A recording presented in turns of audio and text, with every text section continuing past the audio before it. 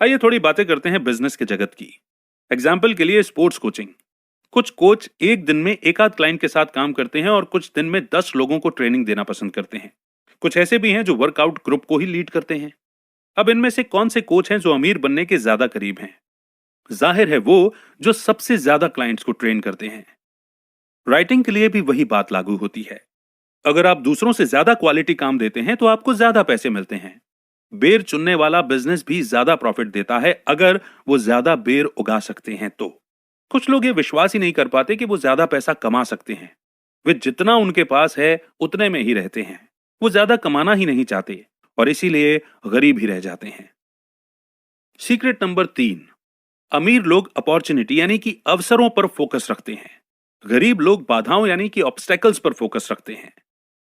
जिन लोगों की इनकम ज्यादा होती है उनके रिस्क लेने की संभावना भी ज्यादा होती है, जिसके कारण उन्हें अंत में अच्छे चॉइस मिल सकते हैं। और वे लोग जिनकी इनकम कम होती है बहुत संभावना है कि वो इसी रिस्क को लेने से इनकार कर दें, क्योंकि उन्हें लगता है कि कुछ बुरा हो जाएगा। अमीर लोगों के दिमाग में हमेशा अपने गोल्स रहते हैं। उन्हें किसी रुकावट से डर नहीं लगता जो उनके गोल के रास्ते में आती है। जबकि गरीब लोग काफी बार सोचते हैं उन गलतियों के बारे में या उन मुश्किलों के बारे में जो उनके रास्ते में आ सकती हैं। क्या ये कॉन्फिडेंस की कमी को नहीं दिखाता? हाँ, गरीब लोग अपने बारे में कम कॉन्फिडेंट होते हैं जबकि अमीर सिक्योर होते हैं, क्योंकि उनके ख्यालों में सिर्फ उनका गोल होता है।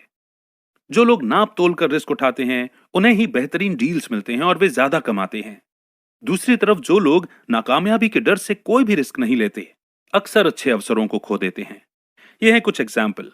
इमेजिन कीजिए कि आप एक बास्केटबॉल प्लेयर हैं। आप उस पोजीशन पर खड़े हैं जहां से आप अपनी टीम के लिए 3 पॉइंट्स हासिल कर सकते हैं। बस आपको अपना टारगेट देखना है और बॉल फेंकना है। आपके चेहरे से पसीना टपक रहा है। आपका दिल जोर से धड़क रहा है। आप नेट की तरफ देखकर सोच रहे हैं कि आपका बॉल ब्लॉक हो जाएगा या नहीं।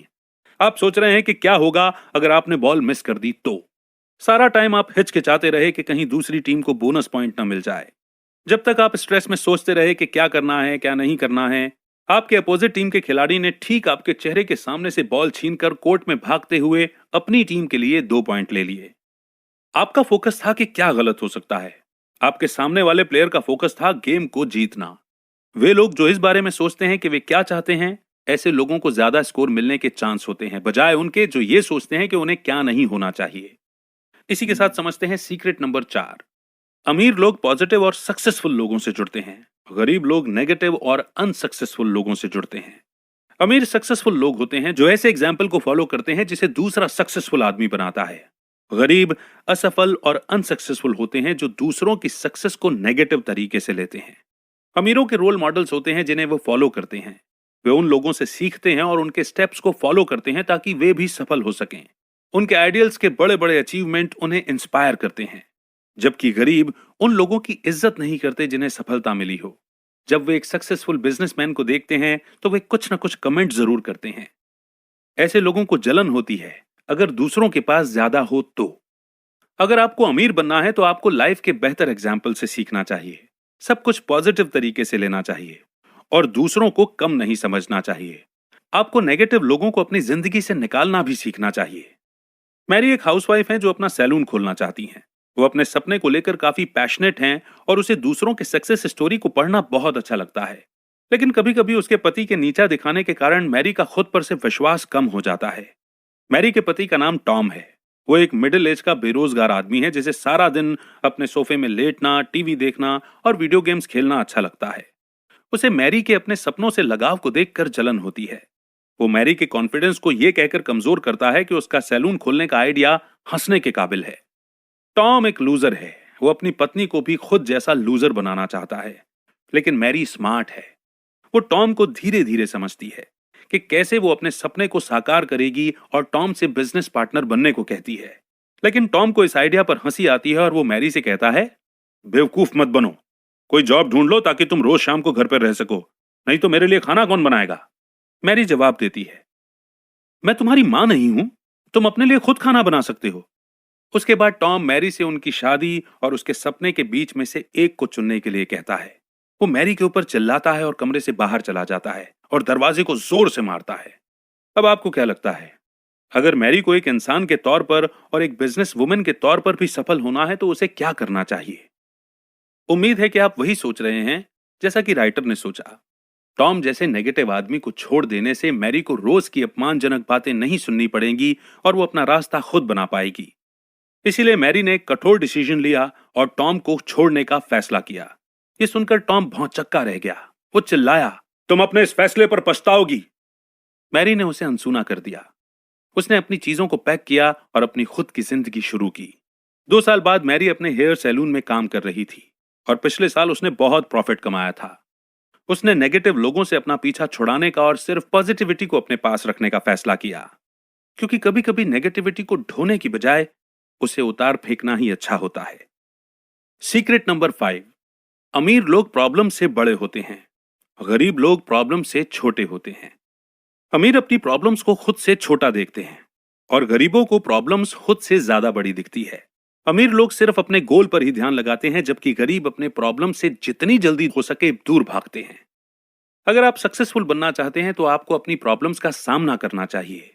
आपको खुद को उससे भी बड़ा बनाना होगा। आपको यह पक्का करना होगा कि आप अपनी राह में आए पहली ही रुकावट को देखकर टूटेंगे नहीं। आप जितना आगे बढ़ेंगे, आपकी प्रॉब्लम्स उतनी ही छोटी होती जाएंगी।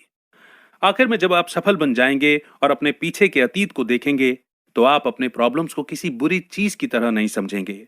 आप बस उन्हें एक चैलेंज की तरह मानेंगे। अभी आपके आसपास जितनी भी प्रॉब्लम्स हैं, अगर आप उनसे दूर भागेंगे तो आप कभी अमीर नहीं बन सकते। एक एग्जाम्पल है, मैट एक 27 साल का नौजवान है जो अपनी कार एक्सेसरीज की दुकान खोलना चाहता है। दुख की बात यह है कि मैट के पास इसके लिए ज्यादा पैसे नहीं है, इसीलिए वो अपनी दुकान अभी नहीं खोल सकता। उसे बैंक से लोन लेने की जरूरत होगी। लेकिन मैट बहुत बेकरार है। उसके कॉलेज का लोन अभी भी उधार चल रहा है। उसे डर लगता है और समझ नहीं आता कि वो क्या करे। एक अच्छी जॉब ढूंढकर कुछ साल काम करके अपने उधार को चुकाने के बजाय मैट ने अपने डर को अपने ऊपर सवार कर लिया। उसे पता ही नहीं चला कि कैसे वो एक अच्छी जॉब ढूंढने की कोशिश ही नहीं करता था। मैट को लगता था कि वो कुछ भी करे, उसकी किस्मत उसे धोखा देगी। वो बहुत स्ट्रगल कर रहा था और धीरे धीरे डिप्रेशन का शिकार बनने लगा। वो ड्रिंक करना शुरू कर देता है और अपनी बचत के सारे पैसे शराब में गंवा देता है। और जब पैसे खत्म हो गए, मैट ने अपने भाई बहनों और दोस्तों से उधार लेना शुरू कर दिया। अब उसका उधार और भी ज्यादा बढ़ गया तो वो और दुखी हो गया। अगर आप मैट जैसा नहीं बनना चाहते तो आपको अपने प्रॉब्लम्स को दूर करने के लिए बहुत कोशिश करनी चाहिए। अपने डर को दूर करके सिर्फ अपने गोल्स पर ध्यान दीजिए। आपको जो भी परेशानी आ रही है उनसे बड़े बनिए, अमीर लोगों की तरह सोचिए। सीक्रेट नंबर 6, अमीर लोग अपने पैसों को अच्छी तरह से मैनेज करते हैं, गरीब लोग अपने पैसों को मिसमैनेज करते हैं। अमीर लोग ये जानते हैं कि कैसे अपनी सेविंग्स को जोड़कर रखना है और फाइनेंशियली सफल होना है, जबकि गरीब लोग फालतू की चीजों में पैसे लगाकर उसे उड़ा देते हैं और उनके पास जीरो सेविंग्स रह जाती है या कभी उनका अकाउंट माइनस में भी चला जाता है। आप फाइनेंशियली आजाद तभी हो पाएंगे जब आपको अपनी कमाई को मैनेज करना आ जाएगा। आपको मनी मैनेजमेंट की नई आदतें डालनी पड़ेंगी। अगर आप ऐसा नहीं करते हैं तो आप फ्यूचर में खुद को फाइनेंशियली डूबा हुआ पाएंगे। एमा नाम की एक औरत है। वो दिवालिया होते होते बच गई थी क्योंकि उसने बहुत सारे लोन ले लिए थे और उसके पास उसे चुकाने के लिए पैसे नहीं थे। एमा ने मिलियनेयर माइंडसेट सेमिनार ज्वाइन किया ताकि उसे पता चल सके कि ऐसी हालत में उसे क्या करना चाहिए। ऑथर हॉरवेकर ने एमा को सलाह दी कि वो अपने पैसों को अलग अलग बैंक में रख दे। वो $1 से शुरुआत करती है क्योंकि उसके पास पैसे ही नहीं थे। शुरू में बहुत बेकार लगा, पर जल्दी ही उसने डबल बचत करनी शुरू कर दी। 1 साल बाद एमा ने कुल मिलाकर $2000 अपने अलग अलग बैंकों में जुटा लिए थे। उसके बाद एमा को अपने पैसों को मैनेज करना आ गया। वो एक्स्ट्रा $10,000 बचा पाई। अब उसका कोई उधार नहीं बचा था। इस कहानी का सबक यह है कि आपको अभी से काम करना शुरू करना है। इससे कोई फर्क नहीं पड़ता कि आपके पास कितना है और क्या है। अमीर बनने के लिए आपको कम से कम पैसों को मैनेज करना भी सीखना चाहिए। आप करोड़ों रुपयों को कैसे मैनेज करेंगे अगर आप अपनी छोटी सी कमाई को ही मैनेज नहीं कर सकते? तो इस बदलाव की शुरुआत आज से ही करें और आप जल्दी ही अपनी फाइनेंशियल सक्सेस को पा लेंगे। तो इस तरह से ये बुक कई सारी थ्योरीज और एग्जाम्पल्स के द्वारा हमें यह समझाती है कि किस तरह का माइंडसेट हमारा होना चाहिए। जहां जहां अमीर और गरीब शब्द आया है वहां वहां हमें अमीर माइंडसेट और गरीब माइंडसेट इस तरह से देखना चाहिए।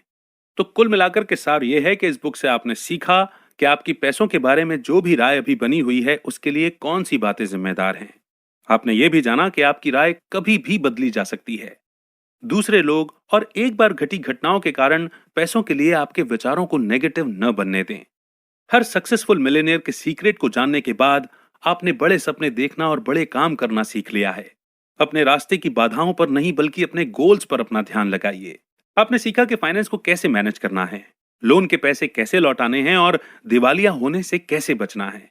अमीर और सफल लोगों से इंस्पिरेशन लीजिए। किसी और के नीचे खींचने पर खुद को कभी नहीं गिरने दीजिए। सबसे जरूरी बात, आपने अमीर माइंडसेट और गरीब माइंडसेट के बीच के अंतर को समझा। आपने जाना कि सक्सेस आपके ही हाथों में है। आप खुद ही अपनी तकदीर हैं। दूसरे लोगों को और अपने हालात को आपका फ्यूचर न बनाने दें। अपने माइंड को अपने गोल पर भरोसा करने दें और तभी आप फाइनेंशियली आजाद हो पाएंगे। तो उम्मीद करते हैं कि आपको ये बुक समरी जरूर पसंद आई होगी। आपके फीडबैक कमेंट सेक्शन में जरूर लिखिए। साथ ही हमें ये बताइए कि आप अगली बुक कौन से सब्जेक्ट पर या कौन सी बुक की समरी सुनना चाहेंगे। और अगर आप अपनी बेस्ट लर्निंग्स भी कमेंट सेक्शन में लिखेंगे तो बहुत अच्छा लगेगा। बहुत जल्द एक और नई बुक समरी के साथ फिर होगी आपसे मुलाकात। तब तक रखिए अपना बेहतर ख्याल।